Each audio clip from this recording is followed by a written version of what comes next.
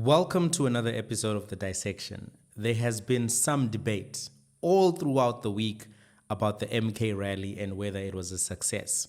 For example, Sinao Tambo, a member of the EFF Central Command team, has been one of the people who has been grilling the MK party and trolling the MK party about their event. Now, Hlamulo Ndlela, the spokesperson of the party, has come to social media to provide what he claims is evidence of sabotage of the event. Let's talk about all of this in the dissection. Welcome to the dissection, the only political science laboratory in the world. Well, I'm trying out that intro. I don't know if you like it or not. Tell me if you like that intro. Tell me if it resonates with what we're doing here. So this debate about the MK rally at some point even included journalists who gave different versions of what happened. Let's listen to what they said side by side. KwaZulu-Natal is where the MK party did really well. So the expectation was it would fill the stadium to capacity. A lot of people asking me, is the stadium full? Is it not? They can't see exactly what's happening. It isn't full. No, it's not. It's not what we expected. Going back to yesterday, of course, there was a lot of that discussion about whether or not the party filled up the stadium. They did indeed, Koli, fill up the stadium. However, the program was slightly delayed from what they had actually announced. People had started streaming in at around 7, 8 o'clock in the morning. And then because of the heat on the other side of the stadium, many had actually moved to the outskirts and even outside of the Moses Mabhida Stadium. Both versions cannot be true. Both versions cannot be true. That's just the bottom line. Two mutually exclusive things cannot be true at once. A cup cannot be full of water and empty at the same time. A rally cannot be full and empty at the same time. But before I reflect on whether or not the rally was full, who's right, who's wrong, Hlamulo has, in essence, settled this debate with his statement and claims of sabotage. So what he posted on social media is the following. Herewith, proof that Prasa did issue a code to Mkhonto weSizwe for the trains to commute people to the stadium for the first-year anniversary celebration at Moses Mabhida from the various townships on Sunday, the 15th of December, 2024. Now, the question is, why would Prasa quote for trains to move people on Sunday if they didn't operate on Sundays in the first place? At Baba Krisi, we will be waiting for you to account at the Parliamentary Committee on Transport. You and at Prasa Group must stop using state-owned entities to settle your narrow-minded political scores. This is what he said. So he provides this information and the quotation as proof that they were not able to get everybody to the rally because Prasa had said they would take those people from the townships and then said that they don't operate on Sundays. So why would MK Party think that they would make an exception for them? So why am I saying that he settled the debate on the rally size? Because once you are giving this type of an explanation, you are trying to do damage control and to regain the narrative. I mean, the narrative around the rally size was such that even Fikile Mbalula was attacking the remarks that were made by Zuma and Mr. Zuma, and particularly the stadium size itself. So what Fikile Mbalula said on social media was, this fallacious claim Zuma is making that the elections were rigged and he got more support. We should have seen that in big numbers today at Moses Mabhida. So he's saying that if Zuma has as much support as he claims he does, if the MK indeed won the election, that should be seen in the big numbers at Moses Mabhida, but they're saying we didn't see big numbers. So it's not only Sinao Tambo of the EFF who was questioning the rally size, it's also members of the ANC who are questioning the rally size, saying MK doesn't have the numbers that they're claiming. So by providing this explanation, this quotation from Prasa, this reasoning, Hlamulo is actually violating or actually proving one of the rule of thumbs of politics, if you will. In politics, they say, if you are explaining, you're losing. What they mean when they say this is that winners don't explain. They celebrate, they boast, they enjoy.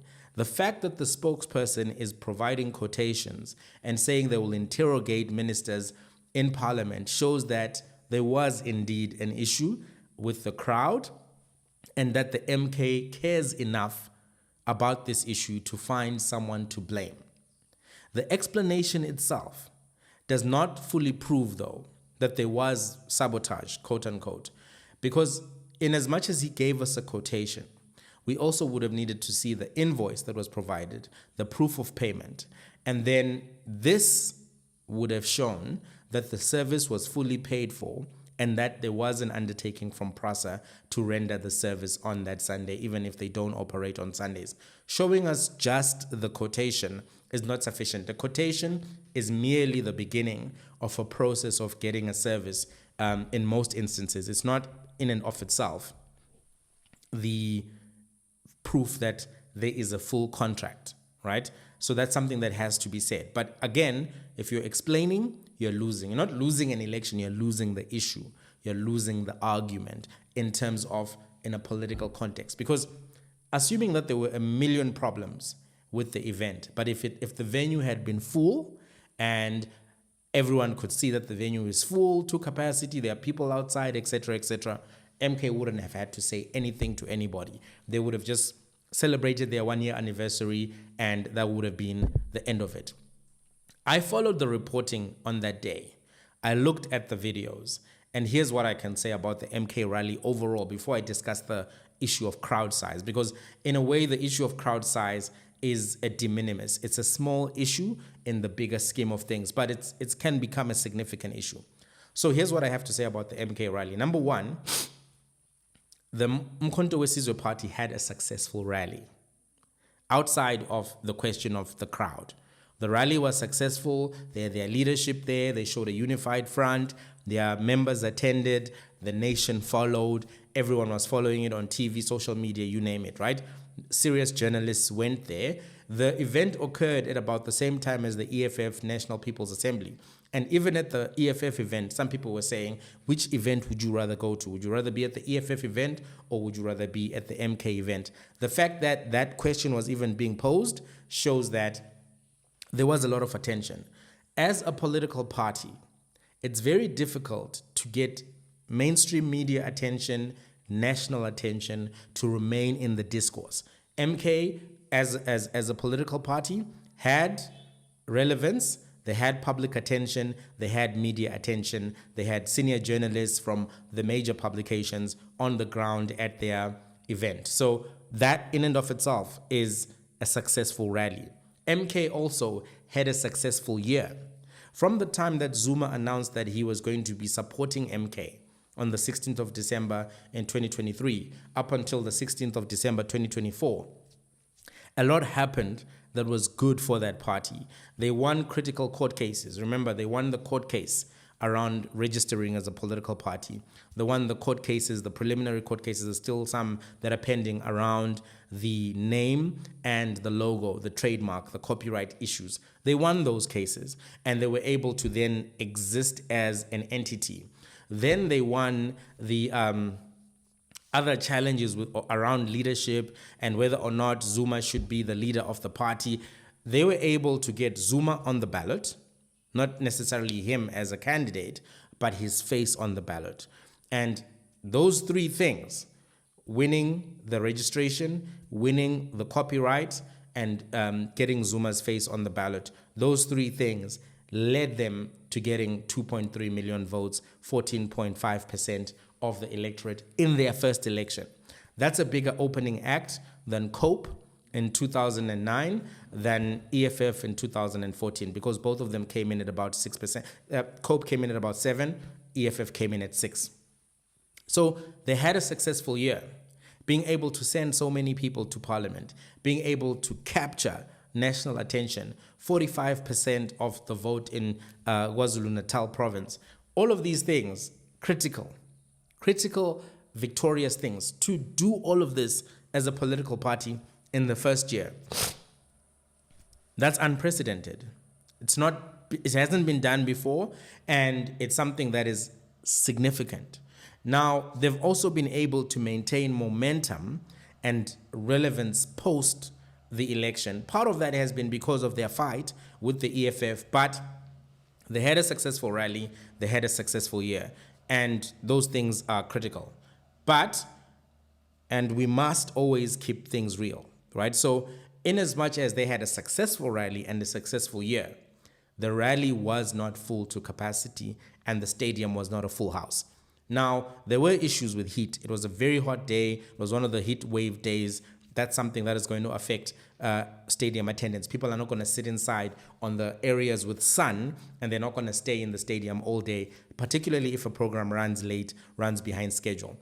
Yes, it's true. Many people at a rally will not go inside. There's always people outside who should be inside. That's something that happens quite frequently. But having said that, even if that's the case, it doesn't change the fact that the stadium was not full. At other events where the stadium is full, by the way, there will always still be people outside. There will always be like the back of the stage will not be occupied, etc. So in as much as there was a good attendance, it was not horrible attendance. It was not like the attendance at Gayton Mackenzie's first Gauteng rally. Remember, he had two, where the Patriotic Alliance went to FNB Stadium and it was just a joke. That's a big stadium. You can't go there unless you're ready. Then they went to Western Cape and they did an event at the stadium there. That was a good attendance. It showed that Gayton was actually doing well in the Western Cape, doing well in Cape Town. But, you know, this was not that.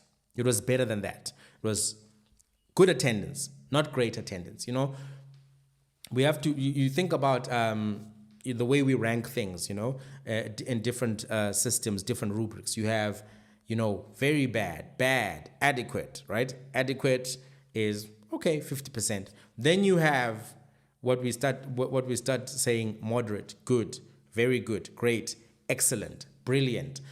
Where the MK stands is basically good attendance. Not great, not excellent, not outstanding, good. Not bad, not moderate, not adequate, but good, but not full. Right? But the reason why this discourse then becomes part of the thing is because they said that they wanted to have a full rally, that they wanted to fill it up to capacity, fill up Moses Mabhida. So it wasn't full, and we must keep it real. MK had a successful rally, they had a successful year, but the rally in and of itself was not full, right? The MK Gala dinner seems to have been a much bigger success than the rally. If you look at the energy at the gala dinner, it was more relaxed, it was more jubilant. You could tell that, you know, the leaders were happier with the performance of the gala dinner than they were at the rally. The rally actually had some moments where the frustration broke through. You didn't see the frustration, you know, bubbling over, because these are professional politicians who've been in the game for a long time.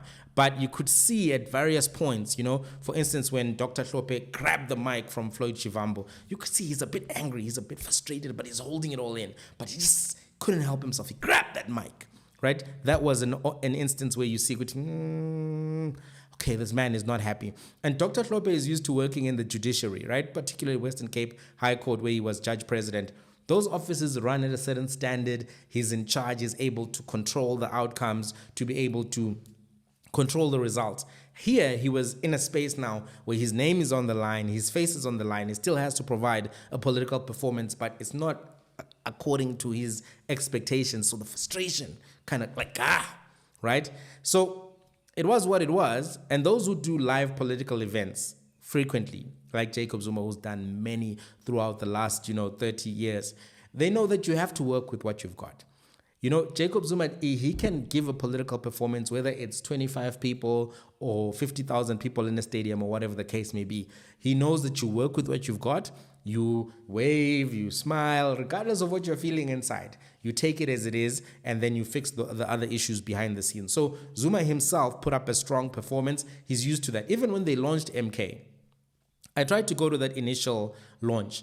It was just a very shambolic launch, right? Which is why I also don't read too much into some kind moments of disorder and chaos in certain things, because they're not always reflective of what happens when it's now game time. So for instance, when Zuma launched on the 16th MK, when they did that press conference, they had been sending announcements on Twitter and all of that saying, okay, if you are interested in going, contact this person. The whole day I was trying to contact people. They moved the venue, etc. When they finally did the venue, the event, the media was there, but the crowd attendance was very bad. That's how MK launched. And you can go look at those videos. They're still online. But 1 year later, if you think about it, it's a totally different story. So sometimes you have these hiccups behind the scenes which lead to the outcomes that these guys expected. I think for the first year anniversary, they should have bussed people in from the other provinces. They over-relied on KwaZulu-Natal. Then somebody came up with this brilliant idea, which was not a good idea at the end of the day, that no, let's not spend so much money on buses. Let's use trains. It's going to be fine. People are going to jump on the train. They're going to come to the thing. People didn't jump onto the trains. And that caused problems because the train was not running. So whoever came up with that idea, it was a bad idea. It didn't work. And you should have just passed people in from at least Gauteng, Mpumalanga, your strongest provinces. Do that, right? In as much as you have 45%, sometimes filling up a stadium in and of itself is a difficult thing to do. It's not easy. It is what it is. So let's now discuss this question about why does stadium size really matter, right? Stadium size, why does it matter, this stadium rally size? It matters for the same reasons why the size of the Chris Brown crowd at the FNB Stadium matters. We all intuitively understand it. Before the Chris Brown concerts last week, there were some people who dislike Chris Brown for his GBV record, and these are justified reasons to dislike him. Some of them were laughing before the event started, because the event started at 7, but people started going in at about 12 p.m. and throughout the day, right? So people were laughing at the size of the stadium, saying the stadium is empty, and they were saying, look, it's empty, this thing is going to flop, why are there so many empty chairs? And these were the people who disliked Chris Brown. After the concert, right, after the concert had ended, and during the concert there was an issue with signal. So many people were not actually uploading as the concert was happening. They uploaded when they got home because FNB Stadium, once it gets full, signal gets really bad. So after the concert, the fans of Chris Brown then went on to Twitter and all of the other platforms to show that the stadium was full. I think it was 92,000 on day 1 and 94 on day 2, right? They started celebrating, hey, where are you? Where are the haters? You say that we're not going to fill up the stadium. Look now, hey, you must shut up, etc., etc. And then there was a conversation about that. The fans of Chris Brown all understood the dynamics and the opponents of Chris Brown, right? So performers, fans, politicians, they care about crowds and crowd size because A, it's a show of force, right? To show that you have numbers. And politics, entertainment, these are all numbers games. That's why musicians have to say how many artists, how many fans streamed their album, how many fans bought the album on day 1, week 1, etc., etc. It's a show of force. B, it's a show of fan energy and momentum. Artists, politicians, they want to show that I have an enthusiastic base. I have an enthusiastic community with momentum. We're growing, we're moving. And finally, they want to also show organizational capabilities. These rallies and other events are demonstrations that show that the organization has got project management capabilities, operations management capabilities, marketing capabilities, all of these other capabilities. So these demonstrations matter, organizational capability demonstrations, they matter because they influence voters, they influence donors, they influence future collaborations, and ultimately they influence the reputation of the organization. And the reputation and the narrative of an organization in between elections is something that becomes in and of itself a very important issue, right? Let's talk about the bandwagon effect and why the bandwagon effect is something that you need to be aware of when it comes to this. The bandwagon effect is a psychological phenomenon where individuals adopt certain behaviors, beliefs, or attitudes primarily because others are doing the same thing. This effect illustrates the bandwagon effect, it illustrates a cognitive bias that leads people to conform to the majority opinion or action, often disregarding their own beliefs or critical thinking. So people will do what they see others doing, even if they don't necessarily agree with that thing, or even if they haven't necessarily formed a strong opinion on that thing.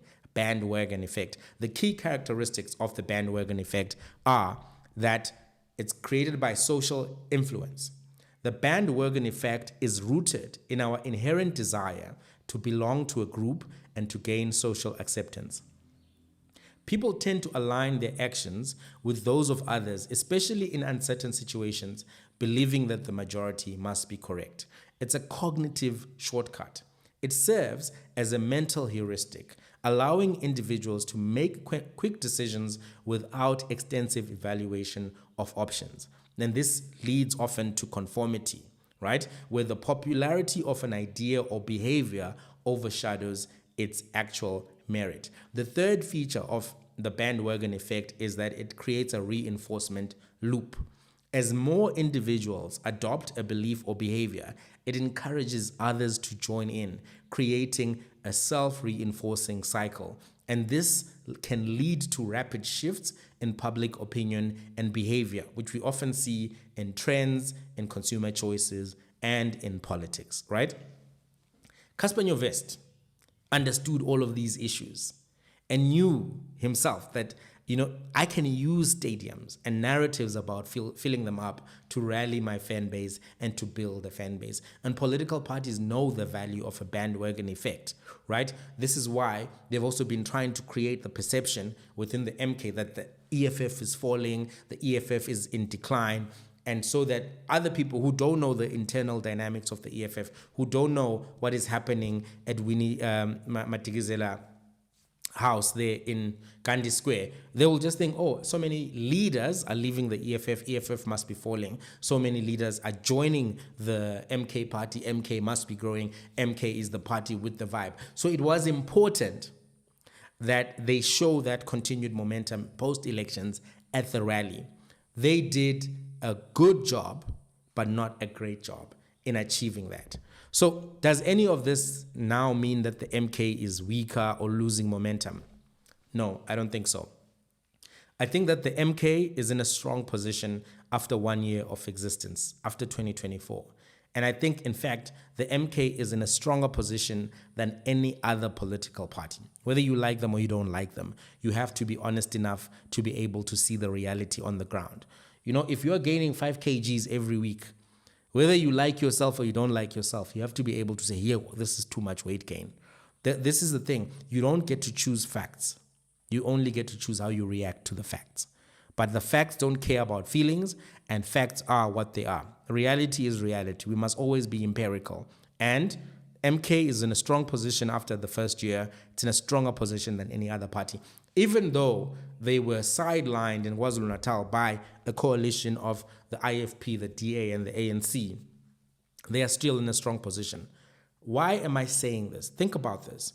All political parties, the major political parties, are making moves with MK as a factor in their strategy and thinking.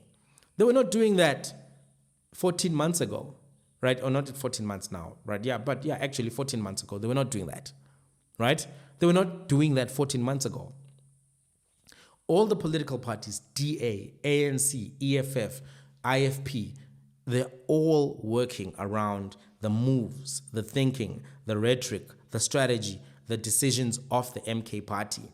The EFF has to examine their members and senior leaders for any MK associations. The DA has to keep looking and talking about MK when they have a fight with Cyril Ramaphosa or Panyaza Lesufi, because they are worried about an MK and an ANC coalition which would reshape the ANC and basically lead to the fall of President Cyril Ramaphosa.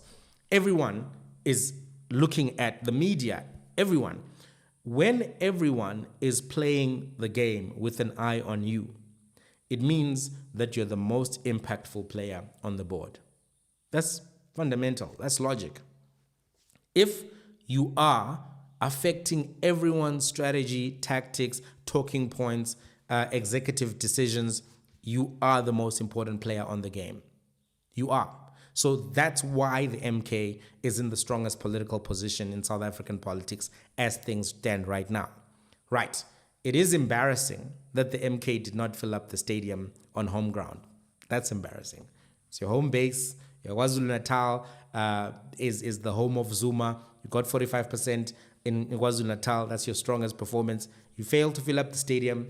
It's embarrassing. It is embarrassing. It is what it is. We must be honest, right? The party that got the highest votes in the province chose the province on purpose for its 1-year anniversary, failed to fill up the stadium. Good performance, not great performance. That's embarrassing. When you're Lionel Messi and you provide a performance that is not Lionel Messi, people are going to be critical. They're going to say, but that's good, but it's not what Messi can do, right? So you're measured on your rhetoric, on your potential, on your performance in a particular space. What does this mean? MK has to work hard on their logistics and event management. They have to work hard on that because they cannot continue to have these types of failures. As a new party, they need to be able to find people who are good at project management and operations management, event management. If they don't do this, they will continuously have these embarrassments. And if they accumulate, a new narrative will form and a new bandwagon effect will form, an anti-MK bandwagon effect where people say, no, it's messy that side, it's chaotic, etc., right? It takes time to get these people in place and these things in place because when you are a new entity, a lot of people show up, they say, no, I can do this, I can do that. You only find out later that they can't get that job done, right? The sunlight exposes them on the pitch. When you put the players on the pitch and they have to deliver, they'll be exposed by the sunlight of those lights, that performance that they're actually supposed to do. So MK must now remove people who are not good at project management, operations management from this side of the work. Some people are good at marketing, some people are good at speaking, some people are good at various things, but they're not good at project management, event management, etc. You can have an uncle who speaks well. Do not let that uncle organize the wedding because your wedding will not happen. It will not be your perfect wedding. And you need to be able to know, my uncle can be the MC, master of ceremonies, but he cannot be the event organizer. That has to be my quiet aunt over there who will be able to make sure that everything is where it needs to be on time, day before, with contingency plans, etc., etc. They need to put the right people in the right places, otherwise they're going to have problems. Next year, if they continue to have events where supporters complain, where traditional leaders complain, and where there are problems with distribution of food, etc., because there were some issues with food distribution outside. At these kind of political events, you need to feed people, you need to feed them in an orderly fashion. You can't be having people scrambling, running for food, etc. That doesn't make your organization look good. And those things, some of them were captured on video, right, where there was poor distribution of food. You can't have that. You can't have that. If you compare the EFF event and the MK event, the EFF event was better managed than the MK event. It was better thought out in terms of like all of the logistical items. The operation was smooth. That's what they need. That's what they need. Otherwise, they will become issues. As things stand right now, MK is still in the honeymoon period. The bandwagon effect is on their side. But if they continue to have bad events, people will not give them the benefit of the doubt. Politics, after all, is about perceptions. Perceptions that the public has about your leaders. Perceptions that the public has about your organization. And perceptions that the public has about momentums. The perception, many times, is the reality. And because of that, you need to be very careful when you have moments where perceptions can be redrafted, reformulated, recreated. Gayton McKenzie, who we spoke about a little bit earlier, understood this well, which is why he made sure that the second event that the Patriotic Alliance held in the Western Cape was a major success. Because if he had gone from empty stadium in Gauteng to empty stadium in Western Cape, that would have been the end of the Patriotic Alliance. But because he was able to show momentum towards the election, that then helped him shoot up and get the votes that he did. So perception matters. MK, you need to work on your event management, your event logistics. But overall, you had a good year in 2024. Let's see what happens in 2025. And there's a discussion we need to have about by-elections, their importance, etc., but we're going to have that in a different episode. I wasn't posting this week because I've had massive throat infection here, and it really took my voice. I've been trying to get my voice back for a few days, but it's not 100% back, but finally I think there is some voice. You can hear me now. It was really bad at some point. Even that Ndlozi episode that I posted, I was struggling to record that one because my voice was going. I had to drink tea and all of this. So I've been on a journey to get my voice back. But the voice is back. Thank you for watching another episode of The Dissection. Till the next one.